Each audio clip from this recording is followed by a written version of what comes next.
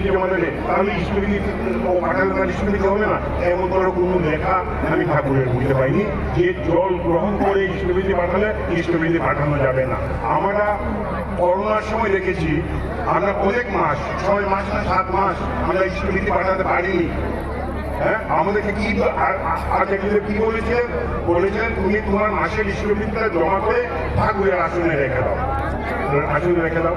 আমার যদি 6টার থেকে ডিউটি থাকে, একটা শিফট যেটা সকাল 6টার সময় শুরু হয়, আর এখন আমাদের প্রার্থনা শুরু হচ্ছে সকালবেলা, প্রার্থনা শুরু হচ্ছে 6টার সময়। প্রার্থনা না করে ও ইষ্টবিধি রাখতে পারবে না। ওর ডিউটিতে যেতে হলে তার 5:30টার সময় তার ডিউটিতে যেতে হচ্ছে। তো ও না গিয়ে ইষ্টবিধিটা পাঠালে কি করে, কার কাছে জমা দেবে? আমরা কি করি, ইষ্টবিধিটা লেখে আমার বউয়ের কাছে রেখে চলে এলাম। 8টার সময় যখন তুলবে বা প্রার্থনা পর যখন তুলবে, তখন তুমি ইষ্টবিধিটা নিয়ে উপযোজনা কেন্দ্রে জমা করে দিও।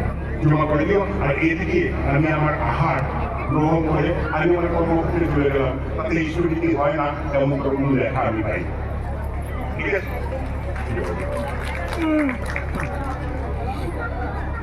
তো কয়েকটা প্রশ্নের সম্মুখীন হই। যেমন 2 ধরনের লোক পাই। এক সংখ্যক লোক বলে যে সৎসঙ্গীদের অনেক টাকা পয়সা, এত বড় বড় উৎসবাদী করতে পারে। এক সংখ্যক মানুষ আছে তারা বলে যে অর্থের অভাবে কিছুই করতে পারে। আবার ওদের মধ্যে যেসব সৎসঙ্গীর কথা বলা হয়, তারা ওটার মধ্যে কোনো কিছু উৎসাহ দেখায় না। এই প্রসঙ্গে ঠাকুরের 2টা বাণী আমি তুলে ধরছি, আপনারা যদি একটু আলোকপাত করেন। ঠাকুর বলেছেন যে সার্থকতায় নিয়ে চলে সংগতিশীল অনুরাগে, সমৃদ্ধিতে নিয়ে চলে অর্থনীতি শেখায় জানে। এটা একটা বাণী। আর সস্তনী নিয়ে আরেকটা বাণী, যে সস্তনী মানে না, উন্নতিতে চলে না। এই দুটি নিয়ে যদি একটু আপনারা আলোকপাত করেন। জয়গুরু।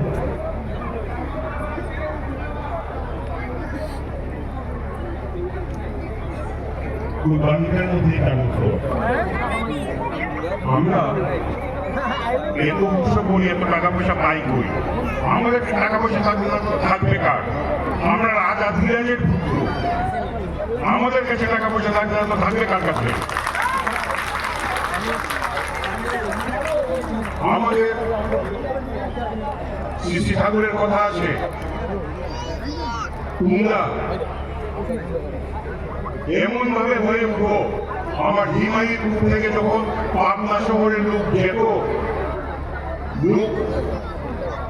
আমার আশ্রমের লোককে দেখে পাবনা শহরের লোকেরা বলতো আশ্রমে বেশ ভালো খাওয়া দাওয়া হচ্ছে, বেশ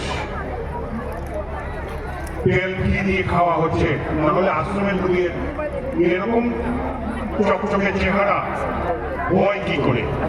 আর ঠাকুর বলছেন আমার মা সকালে 10টার সময় ধামা নিয়ে বেরোতেন ভিক্ষা করতে। ওই ভিক্ষা করে গেলে কোনোদিন ডাল ভাতও যদি জোগাড় করতে না পারতেন, নিজে মেখে পিণ্ড তৈরি করে দিতেন। এই খেয়ে মানুষ ছিল, কেন ছিল? তাদের মনের মধ্যে আনন্দ ছিল। এই আনন্দই আমাদেরকে ঐশ্বর্যশালী করে দিচ্ছে।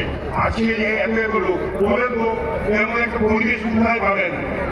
একটা লোকের মুখে মৌলের গন্ধ নেই, একটা লোক পেয়েছেন ধূমপান নিষেধ, ভালো লেখা নেই, পেয়েছেন একটা সিগারেটের গন্ধ নেই। এমন তো সুশৃঙ্খল জনসমাজ যেখানে থাকবে সেখানে উন্নত হতে বাধ্য। এবং আমরা প্রত্যেকে রাজা ধীরাজের পুত্র, আমরা প্রত্যেকের আর ধনী, আমরা ধনী হয়ে আছি। দ্বিতীয় হচ্ছে সুস্থ মানে না, উন্নতিতে চলে না। ওই যে বললেন সুঅস্থিয়ন, ভালো থাকার পথ যদি মানি না মানি তো উন্নতিতে হবে না। উন্নতি কি? উন্নতি হচ্ছে উৎসে নদী, উৎসকে আমার ঈশ্বর। আমার ঈশ্বরকে যদি আমার নদী থাকে নদী থাকে তাহলে আমার উন্নতি হবে। আর ওই সমস্ত ডিপার্টমেন্টের মধ্য দিয়েই ওই যে ক্লিপেজটা বলছিলেন যে এই দাদাও বললেন যে মুসুর ডাল খেলে রাত্রে ঘুম ভালো হয় না, আমিষ খেলে আপনি নাম ধ্যান করে আনন্দ পাবেন না। আমাকে ভেজিটেরিয়ান হতে হবে, নিরামিষাশী হতে হবে।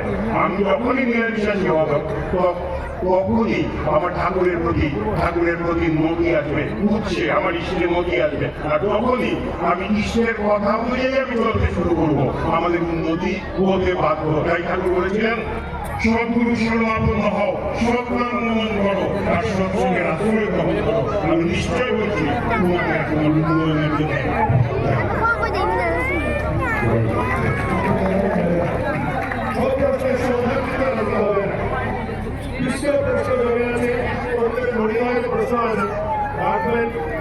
এর মধ্যে একটা কথা বলি, এর মধ্যে একটা কথা বলি, আগামী